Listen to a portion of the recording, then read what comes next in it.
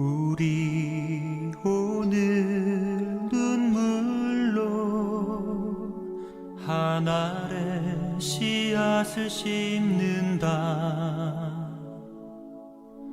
꿈꿀 수 없어 무너진 가슴에 할렐루야. 거룩한 주일을 맞이해서 예배 자리에 나오신 모든 분들을 주의 이름으로 환영하고 축복합니다. 또 우리를 사랑하셔서 예배 자리에 부르신 하나님께 감사와 찬송과 영광을 돌려드립니다. 오늘 예배를 통하여 우리가 하나님과 더욱더 친밀해지고 또 하나님께 우리의 마음을 구하고 찾고 두드림으로 하나님의 크신 응답을 받는 귀한 시간 되기를 원합니다. 우리 시간 다 같이 한번 옆에 계신 분들에게 하나님이 당신을 사랑하십니다 한번 인사하시죠. 예, 하나님이 당신을 사랑하십니다. 또 혹시 혼자 예배 드리시던 분들은 가슴에 한번 손 얹으시고 하나님이 나를 사랑하십니다 한번 스스로에게 이렇게 격려하시고 위로하시면 좋겠습니다.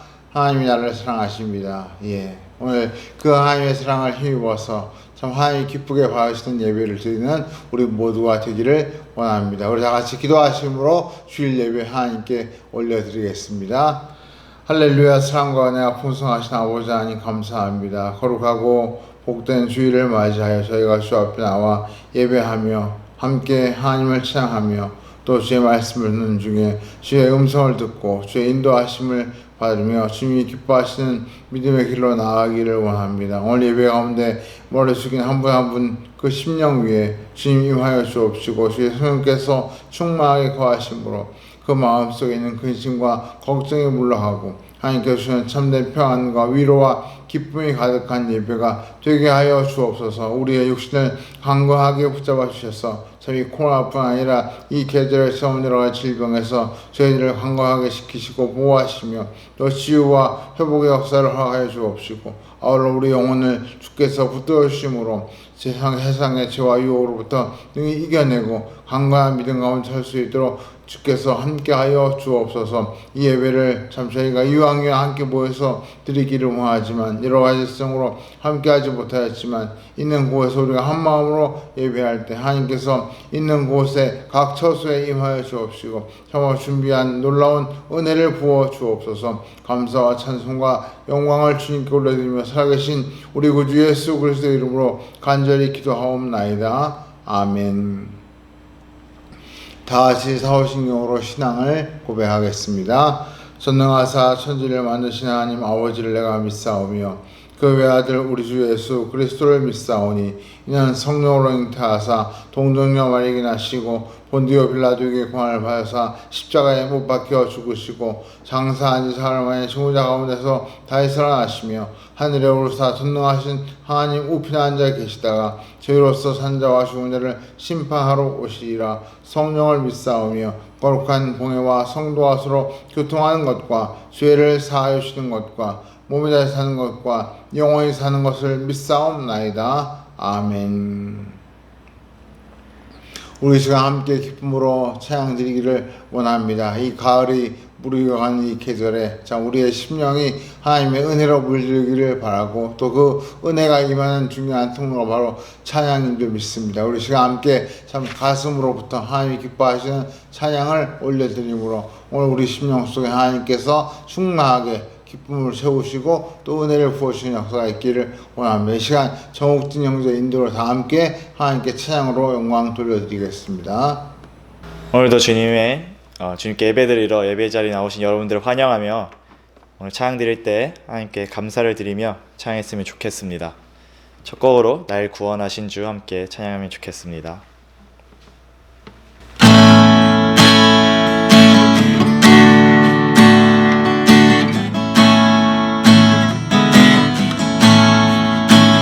날 구원하신 주 감사 모든 것 주신 감사 지난 추억이 내 감사 주의 곁에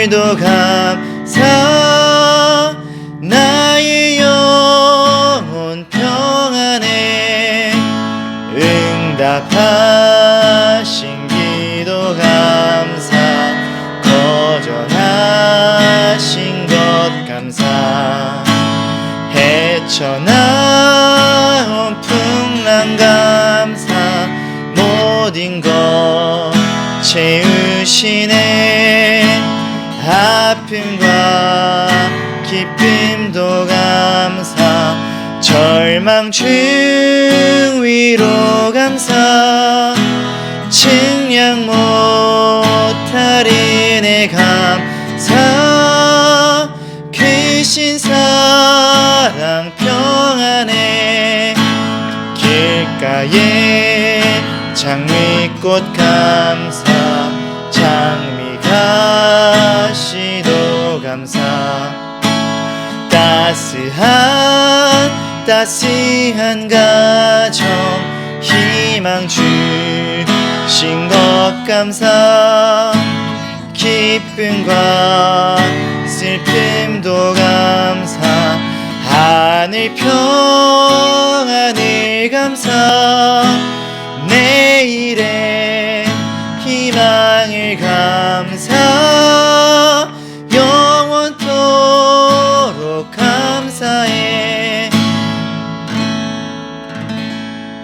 이어서 감사함으로 찬양하실 때 함께 박수치며 찬양했으면 좋겠습니다.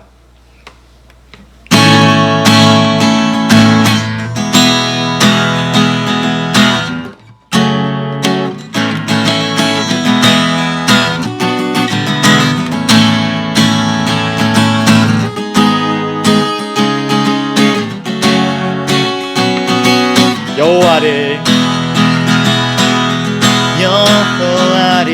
즐거이 불러 기쁨으로 주께 나가리 여호와 하나님 난 주의 백성 기르시는 양이라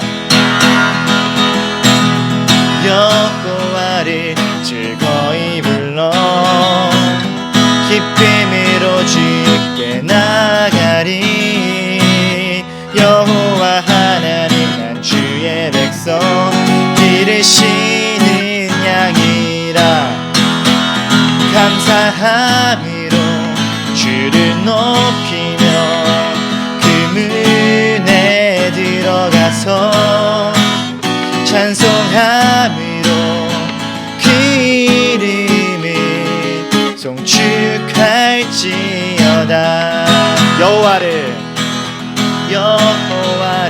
즐거이 불러 기쁨으로 주께 나가리 여호와 하나님 난 주의 백성 기르시는 양이라 여호와를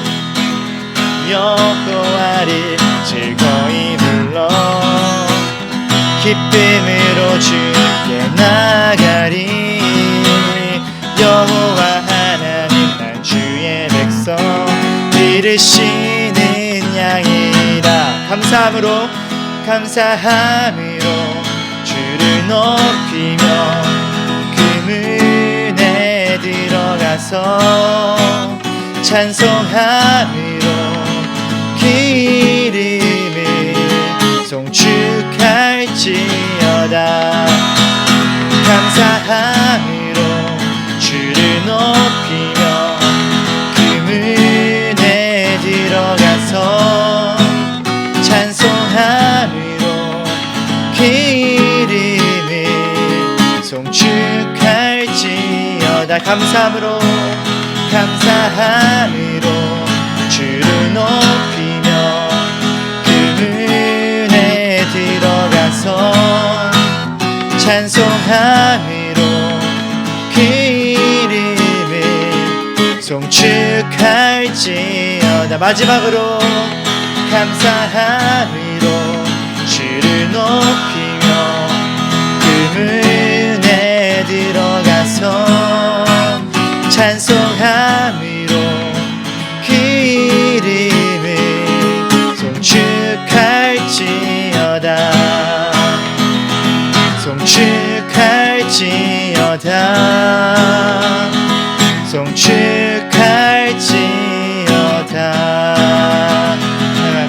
영광의 박수 올려줬으면 좋겠습니다.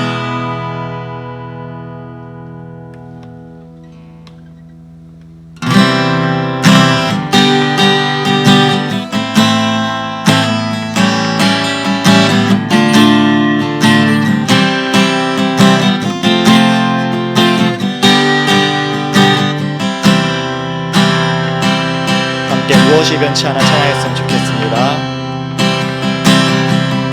무엇이 변치 않아 내 소망이 되며 무엇이 한결같아 내 삶을 품으리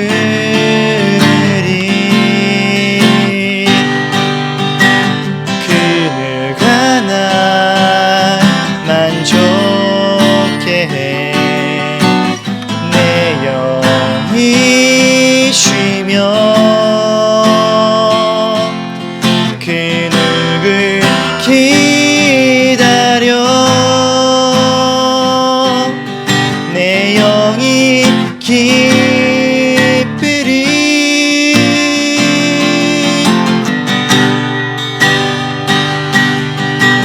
십자가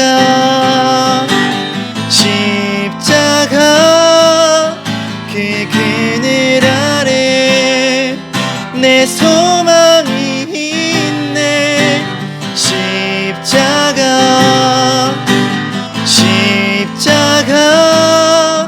그 그늘 아래 내 생명이 있네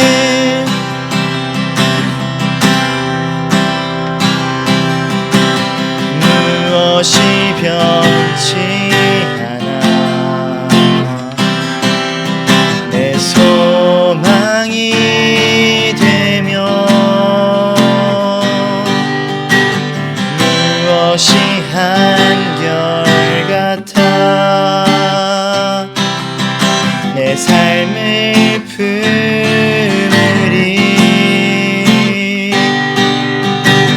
그누가 날 만족해 해 내 영이 쉬며 그 누굴 기다려 내 영이 기쁘리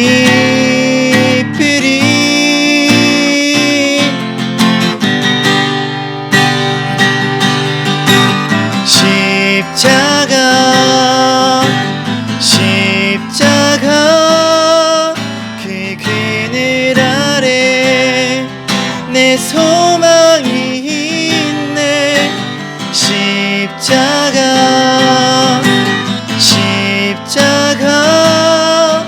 그 그늘 아래 내 생명이 있네 다시 한번 십자가 찬양합시다.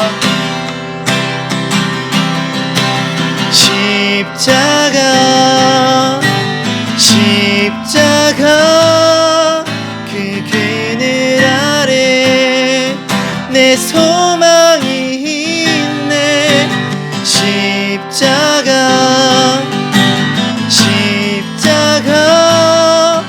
그 그늘 아래 내 생명이 있네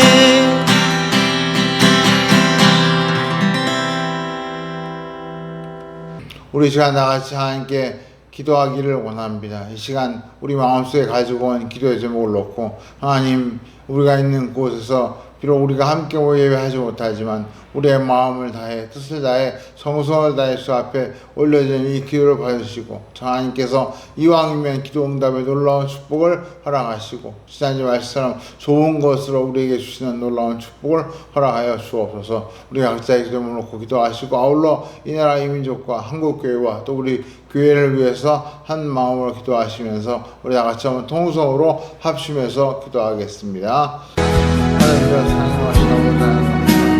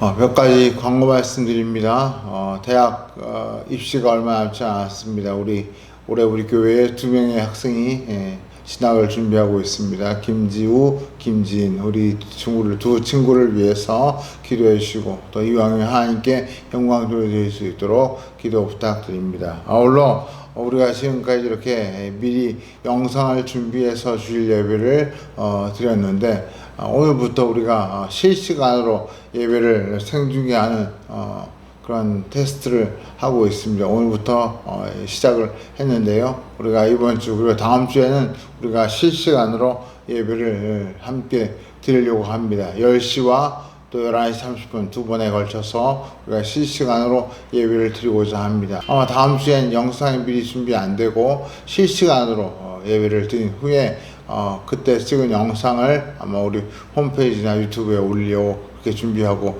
있습니다. 잘 기억하시고 다음 주부터는 예배 시간을 우리가 비록 장소는 떨어져 있어도 한 마음으로 예배 시간에 함께 예배드리는 마음으로 실시간 예배에 참여해 주시면 감사하겠습니다.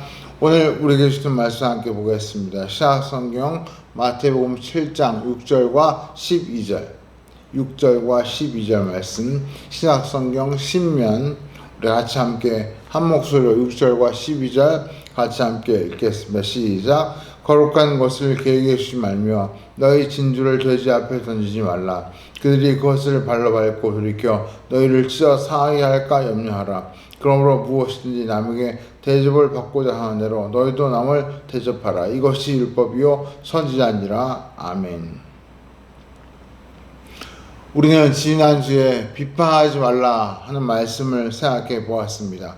이 비판은 남을 함부로 판단하고 심지어 정죄하는 것을 가리킵니다. 그런데 이 비판은 사람이 하는 것이 아니라 하나님만 하실 수 있는 것이기 때문에 우리가 그런 의미에서 남을 판단하고 정죄하는 것은 하나님이 하시는 일을 우리가 하는 일종의 월권이라고 할 수 있습니다. 따라서 이 남을 판단하고 비판하는 그 일은 하나님 보시기에 옳지 못한 일이라고 성경은 말씀합니다. 그래서 이렇게 남을 비판하지 말라는 그 말씀을 하신 후에 그 뒤에 좀 생뚱맞은 말씀이 나옵니다.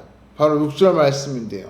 우리가 방금 읽은 것처럼 거룩한 것을 개에게 던지지 말고 진주를 돼지에게 주지 말라. 그런 말씀이 갑자기 나옵니다.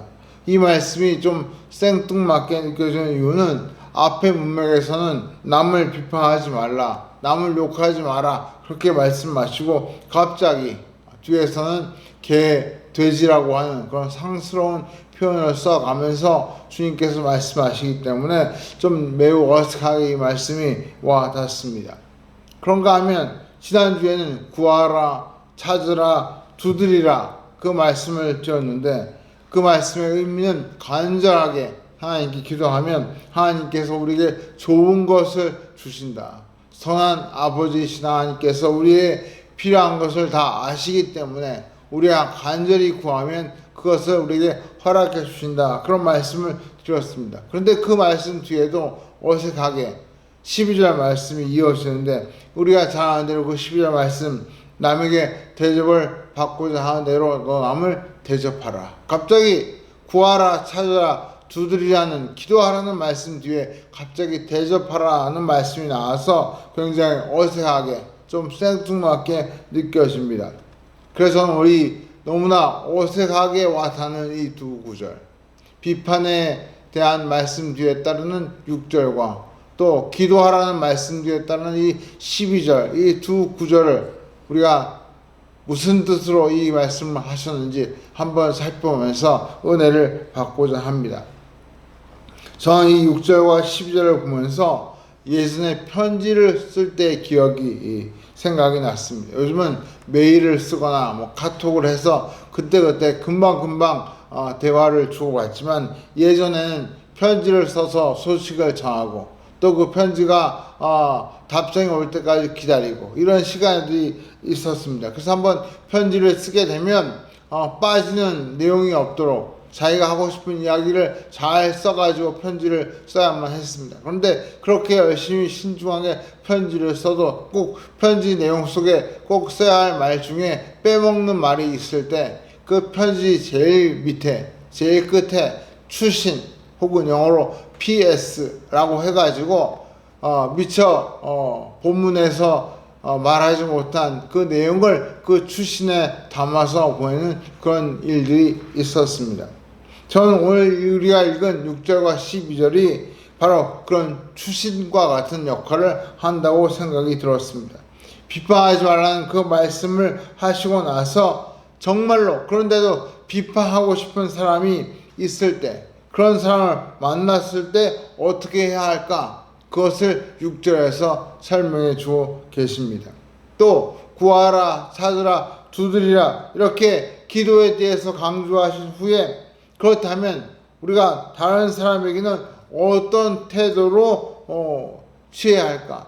우리가 다른 사람은 그렇다면 어떤 모습으로 다가가야 할까? 거기에 대해서 말씀하고 있다고 생각이 됩니다. 그래서 오늘 이 처음 볼 때는 어색하고 좀 뭔가 생뚱맞아 보는 이 두 구절의 말씀을 자세히 살펴보므로 예수님께서 이 말씀을 통해 주시는 교훈을 우리가 함께 마음에 새기는 시간을 갖고자 합니다.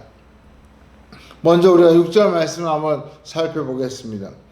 우리가 흔히 하는 격언 중에 돼지 목에 진주 목걸이라는 말이 있습니다. 돼지 목에 진주 목걸이.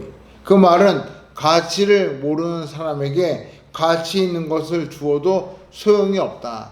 가치를 아는 사람에게 가치 있는 것을 주어야지 가치를 모르는 사람에게는 아무리 좋은 것을 줘도 소용이 없다. 그런 말을 할 때 흔히 비유적으로 돼지 목에 진주 목걸이라는 말을 사용합니다. 어쩌면 이 말이 바로 오늘 본문 6절에서 유래한 것이 아닐까 그런 생각을 해보게 됩니다. 그런데 이 말씀이 어색하고 생뚱맞게 느껴지는 이유가 있습니다. 바로 앞에서 예수님이 비판하지 말라고 그렇게 강조하셨으면서 갑자기 누군가를 가리켜 개와 돼지에 비유하시면서 그런 개와 돼지 같은 사람에게는 진주와 또 진주같이 귀하고 거룩한 것을 주지 말라 그렇게 말씀하시니까 너무나 당황스럽게 느껴집니다. 사실 지금도 개와 돼지는 사람을 놀리거나 욕할 때 자주 등장하는 동물입니다. 더구나 예수님 당시의 유대인들은 돼지를 그야말로 불결한 짐승으로 여겨서 아예 돼지를 키우지도 않고 이방인들에게 돼지를 키우는 일을 맡길 정도로 돼지를 불결하게 생각하고 멀리했습니다. 그런데 예수님께서 그렇게 욕에 가까운 개와 돼지라는 표현을 사용하시면서 말씀하시니까 너무나 이 말씀이 어색하고 왜 갑자기 이런 말씀을 하실까 그런 생각이 드는 것이죠. 우리가 이 말씀, 이 6절 말씀을 바르게 이해하려면 두 가지를 우리가 알아야 합니다. 첫째로 여기 나온 거룩한 것과 진주가 무엇을 의미하는가 하는 것을 먼저 알아야 하고요. 둘째로 여기서 말하는 개와 돼지는 누구를 가리키는가 하는 것을 알아야 합니다. 먼저 거룩한 것과 진주가 무엇인지 이 구절을 살펴보면 여기는 그 설명이 나와 있지 않습니다. 하지만 성경의 다른 곳을 보시면 대표적으로 마태복음 13장에서 예수님께서 비유를 말씀하시는 중에 이런 말씀을 하신 말씀이 있습니다. 천국은 마치 좋은 진주를 구하는 장사와 같으니 극히 값진 진주 하나를 발견함에 가서 자기의 소유를 다 팔아 그 진주를 사느니라. 즉 천국을 귀한 진주에 비유하고 있는 말씀을 우리가 마태복음 13장에서 보게 됩니다. 즉 천국을 가리켜 하나님 나라를 가리켜 진주에 비유하고 있습니다. 좀 더 그 의미를 확대하면 여기서 말하는 거룩한 것과 진주라는 것은 예수님께서 가르쳐 주시는 교훈과 진리, 더 나아가 하나님 나라에 대한 그 진리가 바로 이 거룩한 것 혹은 진주라고 표현되었다고 볼 수 있습니다. 그렇다면 개와 돼지가 누구인지는 자연스럽게 우리가 이해할 수 있게 됩니다. 즉 이렇게 귀하고 거룩한 복음, 예수님의 이 귀한 가르침을 몰라보고 그것을 무시하고 거부하는 사람을 가리켜 예수님이 개와 돼지에 비유하신 것입니다. 그들의 태도가 마치 개가 좋은 것 나쁜 것 가리지 않고 무조건 물어뜯듯이 예수님의 귀한 가르침을 마구 물어뜯듯 비판하고, 또 돼지가 진주를 알아보지 못하고 그것을 자기가 뒹구는 진흙 구덩이에 처박아 놓고 발로 밟듯이 예수님의 귀한 가르침을 그렇게 발로 밟듯 짓밟고 무시하는 그런 사람을 가리켜 오늘 예수님께서 개와 돼지에 비유하신 것입니다. 따라서 예수님께서 개와 돼지를 언급하신 것은 누구를 대놓고 비판하거나 정죄하려고 한 것이 아니라 하나님 나라의 복음, 예수님의 그 귀한 가르침을 무시하고 거부하는 그런 사람들의 태도를 생생하게 묘사하기 위해서 개와 돼지에 비유하신 것이다. 우리가 그렇게 이해할 수 있습니다. 그렇다면 이런 개와 돼지처럼 복음을 거부하고 또 심지어 무시하는 그런 사람에게 우리 성도들이 어떻게 해야 하는가? 오늘 이 말씀이 그 사실을 우리에게 교훈해주고 있습니다. 한마디로 거룩한 것과 진주를 그들에게 주지 말라고 그렇게 주님은 교훈하십니다. 다시 말해서 하나님 나라의 복음과 예수님의 거룩한 가르침과 진리를 전하는 성도들이 지혜롭고 성숙한 태도로 그 복음을 전해야 한다 하는 것을 오늘 말씀에서 교훈하고 있는 것입니다. 예수님께서도 제자들과 함께 전도 여행을 다니시면서 그 전도하는 복음을 반대하고 비난하고 멸시하고 심지어 논쟁하는 사람들을 수없이 만나셨습니다. 때로는 그들과 논쟁을 벌이시기도 하시고 심지어 그들을 향해서 독사의 자식들아 혹은 외식하는 자들아 이렇게 호통을 치시기도 하셨고, 또 어떤 경우에는 그들과의 논쟁을 통해서 그 예수님의 교훈에 감복한 사람들이 그 마음을 회심하고 예수님의 제자가 되는 그런 일도 있었습니다. 그런가 하면 예수님 뒤에 최초의 선교사라고 할 수 있는 사도 바울도 수많은 반대에 부딪혔고 또 심지어 감옥에도 여러 번 갇히고 또 어떤 때는 돌에 맞아 죽은 줄 알고 사람들이 성 밖에 버렸는데 다시 살아나서 다른 도시로 가서 복음을 전할 정도로 참 많은 고초를 겪었습니다. 그리고 마침내 우리가 잘 아는데 로마에 가서 순교로 참 그 생애를 마감했지요. 이런 모습을 우리가 볼 때에 우리가 오늘 본문에 나오는 예수님의 말씀과 또 예수님과 사도 바울이 복음을 전하면서 취했던 여러 가지 행동을 보면서 우리가 지혜를 배울 필요가 있습니다. 크게 두 가지 사실을 우리가 배우게 되는데, 첫 번째로 앞선 1절부터 5절에서 다른 사람을 비판하거나 판단하지 말라고 그렇게 말씀했다고 해서 우리가 상대를 가리지 않고 그냥 순진하고 어리석게 거룩한 것, 진주를 마구 던져주어서는 안 된다는 사실을 먼저 배우게 됩니다. 다시 말해 복음의 가치를 모르는 사람에게 끝까지 밀어붙이는 태도는 결코 지혜로운 태도가 아닐 뿐더러 예수님께서도 기뻐하시는 태도가 아니라는 것입니다. 다시 말해 받아들일 준비가 안 된 사람에게 계속 복음을 전하는 것이 때로는 관계를 더욱 악화시키고 그 사람의 마음을 더 굳게 닫아버리는 그런 악영향이, 악효과가 날 수 있다는 것입니다. 특히 가족일 경우에 더 그렇습니다. 오히려 말보다 사랑의 행동이 더 큰 영향을 줄 수 있고, 오히려 참 센 바람보다 잔잔한 미풍이 그 마음의 문을 여는 동기가 될 수 있습니다.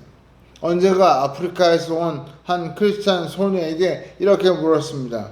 자매의 나라에서 그리스도를 전하는 방법이 뭔지 좀 말씀해 주시지요 했더니 그 크리스찬 소녀가 이렇게 얘기했습니다. 네, 우리는 전도하거나 전도지를 나누어 주지 않고 단지 한두 가정을 보내어 한동안 그 동네에서 살고 일하게 합니다.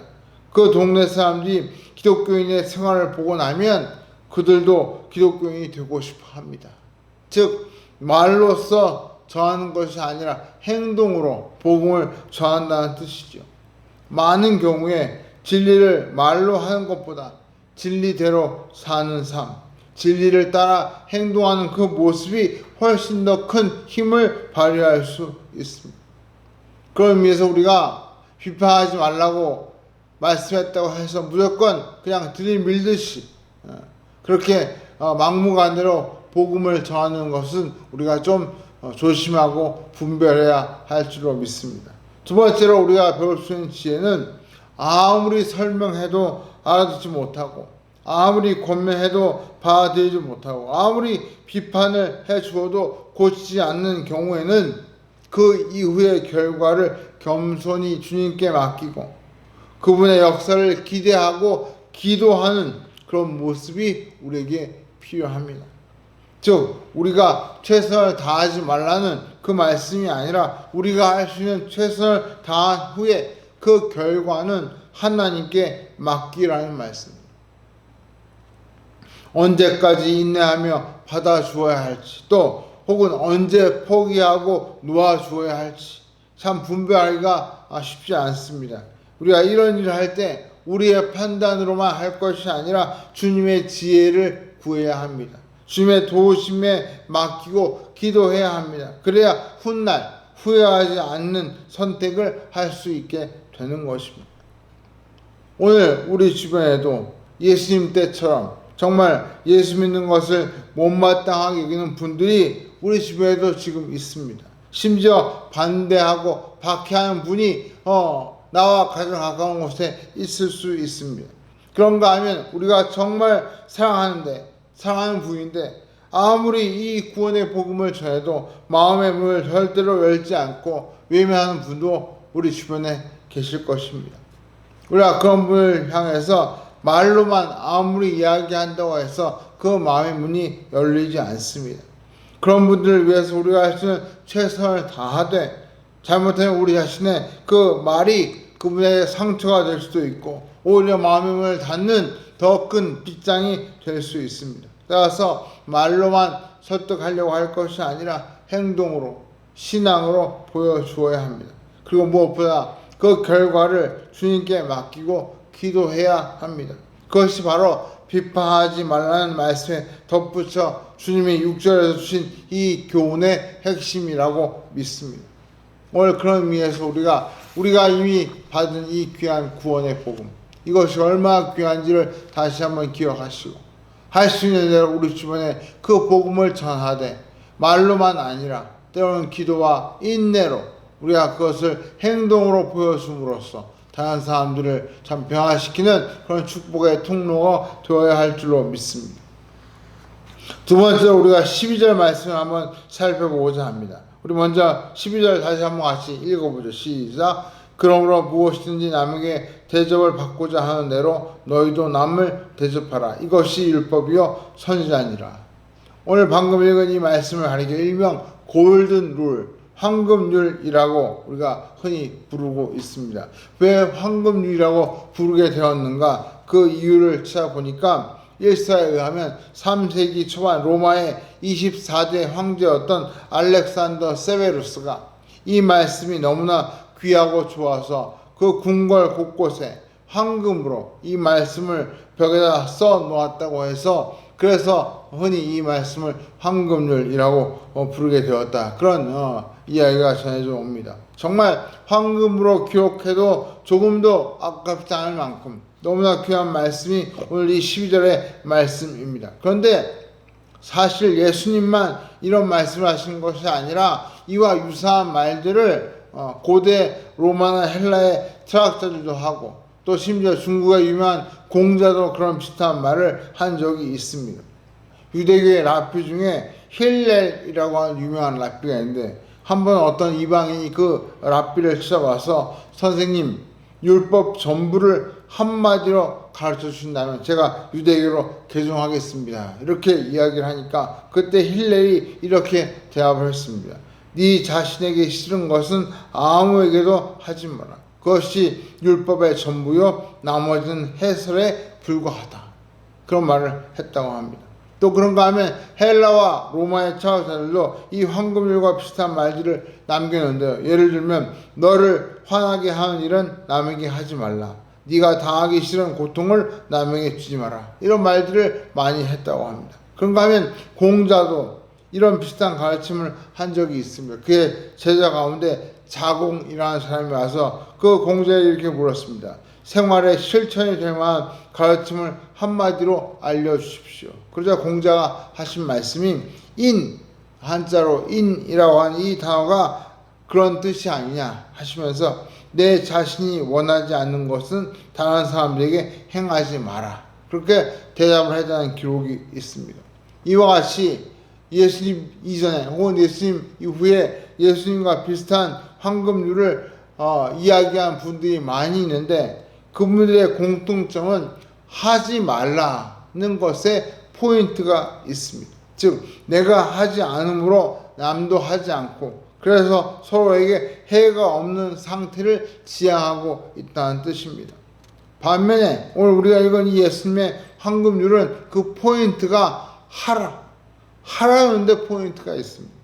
이것이 가장 큰 차이점입니다. 즉 하지 마라가 아니라 받고자 하는 대로 남에게 하라. 예수님은 오히려 더 적극적으로 이 황금률을 통해서 우리의 실천을 강조하고 계십니다. 다른 철학자나 성인들의 황금률보다 더 널리 알려진 이유가 바로 이 적극적인 의미에 있다고 생각이 됩니다. 그래서 교회에 다니지 않는 분들도 이 말은 다 귀동량으로 들어서 알고 계신 것 같습니다. 하지만 이 말씀을 올바로 이해하고 제대로 지키며 살기는 결코 쉽지 않습니다. 한번 생각해 보십시오. 남을 대접하는 일은 참으로 좋은 일입니다. 또 모든 사람이 서로를 대접하는 그런 나라는 정말 하나님 나라라고 해도 과언이 아닐 것입니다. 이 말씀만 모든 사람들이 실천하고 살 수 있다면 이 세상은 너무나 좋은 세상이 될 것입니다. 그래서 많은 목사님들이 이 구절을 설교하시면서 성도들에게 여러분 다른 사람을 대접하는 일을 하십시오. 이것이 가장 귀한 일입니다. 하나님의 명령입니다. 우리가 남을 대접하는 사람이 됩시다. 그러면 우리도 대접을 받게 될 것입니다. 이렇게 설교하시는 것을 우리가 익히 들을 수 있습니다. 그런데 우리가 이런 설교를 듣고 나면 뭔가 그 말이 틀린 말은 아닌데 왠지 허전하게 느껴지는 그런 감이 있습니다. 듣기는 너무 좋은데 실천하기는 너무 어려운 설교. 정말 말 그대로 설교라는 생각이 드는 거죠. 그저 통상적인 설교, 틀에 박힌 설교가 아닌가 그런 생각을 하게 되는 것입니다. 다시 말해서 듣기는 좋은데 실천하기는 너무나 어렵기 때문에 그냥 좋은 말로만 듣고 넘어가는 그런 설교가 될 수 있다는 것입니다. 이 말씀대로 살아보려고 하는데 그것이 쉽지 않다는 것입니다. 만약 이 말씀대로 살려고 한다면 어떻게 될까요? 아마 실제로 이 말씀대로 살아본 분들은 이런 이야기를 합니다. 나는 늘 남을 대접하려고 하는데 다른 사람들은 나를 대접하지 않습니다. 또 줄 때만 좋아하고 안 주나 쳐다보기만 하지 나에게 그만한 보상이 돌아오지 않습니다. 또 심지어 이렇게 말합니다. 바르게 살고 착하게 살면 뭔가 보상이 있어야 할 것 같은데 그렇게 살수록 나는 점점 힘이 들기만 하고 나에게는 돌아오는 보상이 없고 오히려 나만 손해고 나만 망하는 느낌입니다. 실제로 이 황금률대로 대접하며 살았더니 이런 느낌을 받았다는 것입니다. 그래서 이 말씀이 듣기는 좋아도 실천이 어려운 이유가 여기 있습니다. 그래서 이 말씀을 우리가 조금 다른 각도에서 살펴보았으면 합니다. 먼저 이 말씀에 대한 잘못된 오해를 짚고 넘어가야 할 것 같습니다. 우선 이 말씀을 악용하는 분들이 있습니다. 무슨 말인가 하니 예를 들어서 어떤 분이 술을 좋아하는 분이 계신다고 하면 자기가 술을 좋아하니까 남들도 술을 좋아하겠지 하는 생각을 늘 하기 때문에 다른 사람 만났을 때 이 말씀을 들먹이면서 내가 술 대접받는 걸 좋아하니까 누굴 만나든 술 대접을 해야겠구나 하면서 술을 먹는 일에 이 말씀을 사용하는 것이죠. 여기서 남에게 대접을 받고자 하는 대로 한 이 말씀은 자기의 이기적인 욕심을 생각해보라는 뜻이 아니라 내가 지금 그 사람, 즉 상대방의 입장에 있다면 어떤 대접을 받고 싶을까? 그것을 생각해 보라는 뜻입니다. 내가 술 먹고 싶으니 술 대접하고, 놀고 싶으니 놀자고 하고, 게임을 하고 싶으니 게임을 하자고 하라는 뜻이 아니라 내 입장에서 생각하는 것이 아니라 상대방의 입장에서 저 상대방이 무엇을 가장 필요할까를 생각하고 거기에 맞추어서 대접하라는 것이죠.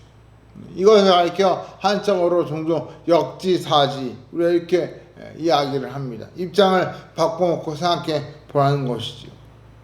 또 하나 이 말씀을 잘못 오해하는 것 중에 하나가 이 말씀을 기브 앤 테이크로 이해하는 분들이 있습니다. 즉 공정한 거래의 개념으로 이 말씀을 해석합니다. 즉 내가 베푼 만큼 받는다. 그런 뜻으로 이해하는 거죠. 공정하게 내가 주었으니 나도 너에게 공정하게 받아야 한다. 그렇게 생각합니다. 내가 한 것처럼 상대방도 해주기를 바라는 것이죠. 그런데 내가 상대방에게 이런 걸 해주기를 바라고 먼저 그 사람에게 해주었는데 상대방은 내 마음을 전혀 이해하지 못하고 마치 입을 싹 닫는 것처럼 아무것도 해주지 않거나 혹은 내가 바라는 것이 아니라 전혀 바라지 않는 것을 나에게 해주므로 내 마음이 상하고 서운하고 심지어 내가 해준 것이 후회되고 심지어 상대방이 괘씸하게 느껴지는 그런 일이 벌어질 수도 있습니다.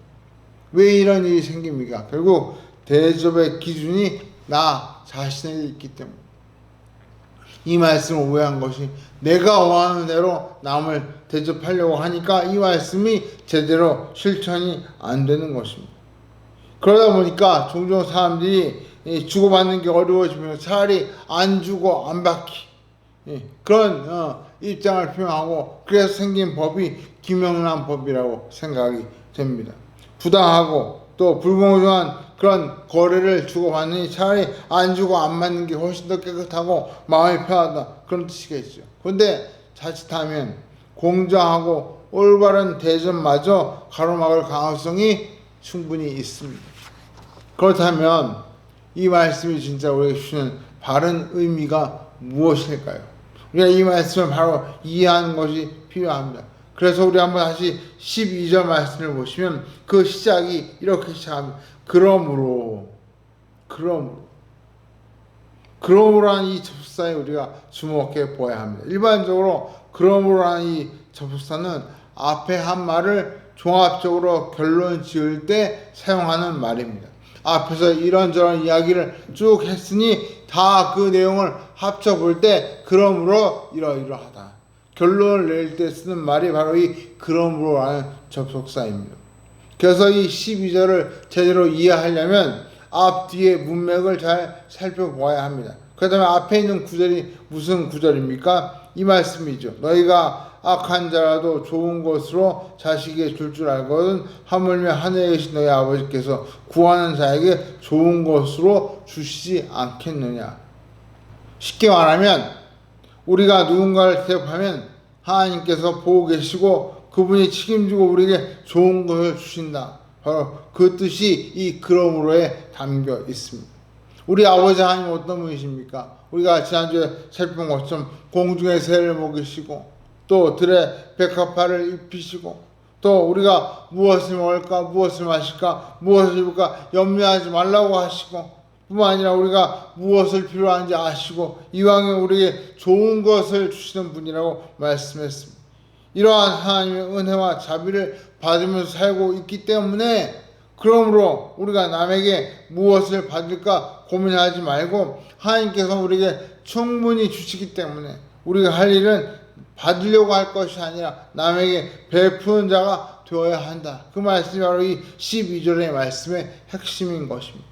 결국 대접하는 삶, 베푸는 삶은 하나님 아버지를 닮아가는 삶입니다. 우리는 그분의 자녀이고 따라서 마땅히 그분을 닮아서 베풀어 줄 때 그것을 하나님께서 보시고 우리에게 좋은 것으로 갚아 주신다는 것입니다. 결국 이 황금률은 우리에게 좋은 것을 주고 싶어 하시는 하나님 아버지가 보고 계시다는 이 사실이 중요한 전제가 됩니다. 그러면 우리가 사람에게 베풀고 나서 그 상대방에게 뭔가를 받으려고 할 것이 아니라 우리에게 주시는 분은 하나님이시다. 그 상대방이 아니다. 라는 사실을 깨닫고 우리가 베푸는 마음으로 살아라. 이것이 바로 오늘 말씀의 핵심인 것입니다. 더 나아가 성경은 우리에게 누군가를 대접할 때 하나님을, 주님을 대접하는 마음으로 하라고 말씀합니다. 에베소 6장 7절 말씀에 기쁜 마음으로 섬기기를 주께 하듯 하고 사람들에게 하듯 하지 말라. 또 골로새서 3장 23절에 무슨 일을 하든지 마음을 다하여 주께 하듯 하고 사람에게 하듯 하지 말라. 결국 우리가 다른 사람에게 대접하고 베푸는 것은 그 사람에게 뭔가를 받으려고 기대해서 하는 것이 아니라 우리가 하나님께 받았기 때문에 하나님께 주신 것을 그 사람에게 베풀므로 결국 우리가 누군가를 향해 베푸는 마음을 가질 때 하나님께서 우리에게 더 좋은 것을 주시는 그런 놀라운 역사가 일어나게 되는 것입니다. 말씀을 맺겠습니다. 오늘 우리가 살펴본 6절과 12절의 공통점은 다른 사람을 대하는 그리스도의 태도에 대해서 말씀하고 있습니다. 복음과 진리를 거부하는 사람을 비판할 것이 아니라 그 사람을 주님께 맡기고 기도해야 합니다. 또 선하신 아버지 하나님께서 우리에게 좋은 것을 주시기 때문에 그것을 믿고 우리가 다른 사람에게 대접하는 삶을 살 때 주님을 대접하는 마음으로 행할 때 하나님께서 그것을 보시고 우리에게 더 좋은 것으로 갚아주는 사실을 우리가 이 말씀을 통해 깨닫게 되는 것입니다. 우리가 이 말씀이 사실 머리로는 이해가 되지만 실천하기는 결코 쉽지 않습니다. 그래서 경건의 훈련, 경건의 실천이 필요하고 경건의 연습이 중요한 것입니다. 한 번에 되지 않겠지만 오늘 이 말씀을 듣고 나서 우리가 하루하루 이 말씀을 기억하고 우리가 누군가를 대접하고 또 누군가를 혹 비판할 마음이 생길 때 이 말씀을 떠올리면서 참 하나님이 주신 이 말씀의 교훈대로 우리가 남을 비판할 것이 아니라 기도하며 또 남을 외면할 것이 아니라 대접하는 마음으로 나아갈 때 하나님께서 우리의 그런 모습을 보시고 우리에게 늘 하나님의 풍성한 은혜를 베푸시고 이왕이면 더 좋은 곳으로 더 선한 곳으로 우리에게 베풀어 주시는 놀라운 은혜를 우리가 누리게 될 줄 믿습니다. 이번 한 주 이런 은혜와 축복을 풍성하게 누리는 저와 여러분 되시기를 주의 이름으로 간절히 축원합니다. 우리 한번 같이 기도하겠습니다. 우리 시간 말씀을 기억하시면서 한번 같이 기도하기를 원합니다. 하나님께서 우리가 하나님을 닮기를 원하십니다.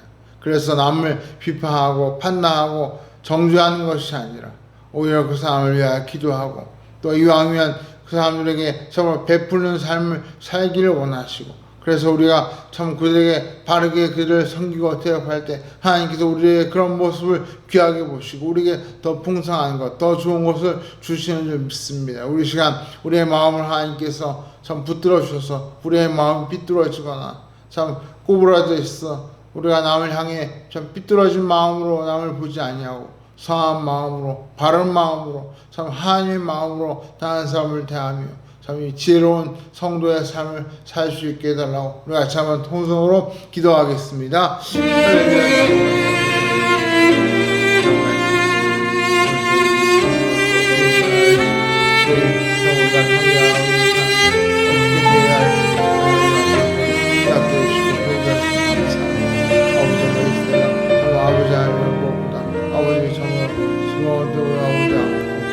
내 마음이 다시 마음을 하는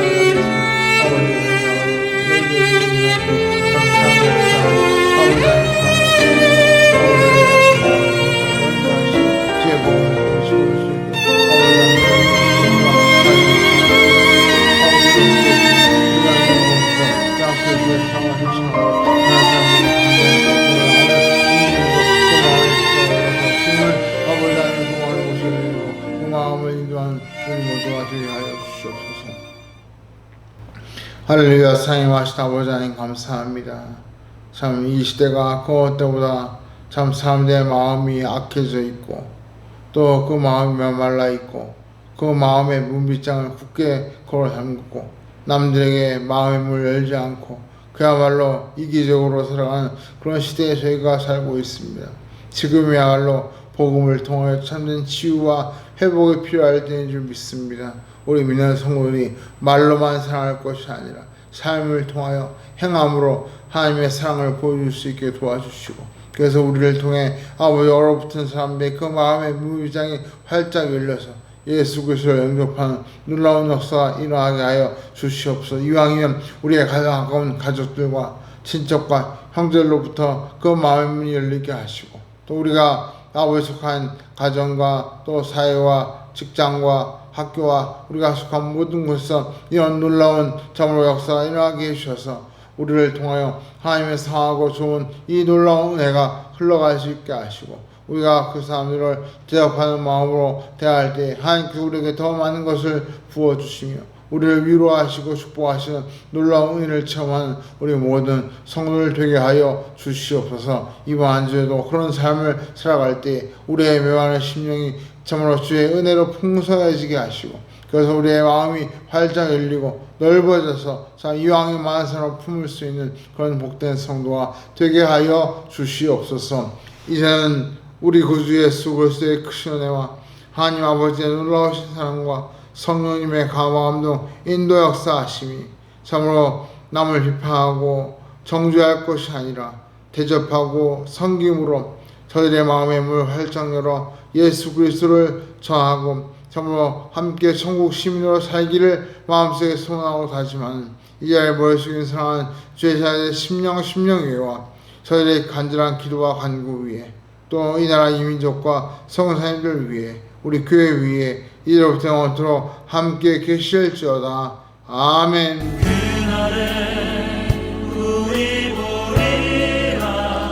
할렐루야. 예배를 마쳤습니다. 이번 한 주간에도 하나님께서 우리 모두에게 참 풍성한 은혜를 주셔서 우리가 축복의 통로로 다른 사람들에게 베풀고 나누고 사랑을 실천하는 그런 한 주간이 되기를 원합니다. 또 특별히 다음 주부터 실시간으로 함께 예배를 드리기를 원합니다. 10시와 또 10시 11시 30분에 두 번에 걸쳐 실시간으로 예배를 드릴 텐데 그 시간을 잘 기억하시고 함께 계신 주소에서 함께 예배하시면서 우리가 예배를 통해서 한 마음이 되는 귀한 시간이 되기를 원합니다. 이 시간 우리에게 놀라운 사랑과 또 이왕이면 가장 좋은 것을 주시는 아버지 하나님께 우리 감사와 영광의 박수를 드리고 예배를 마치겠습니다.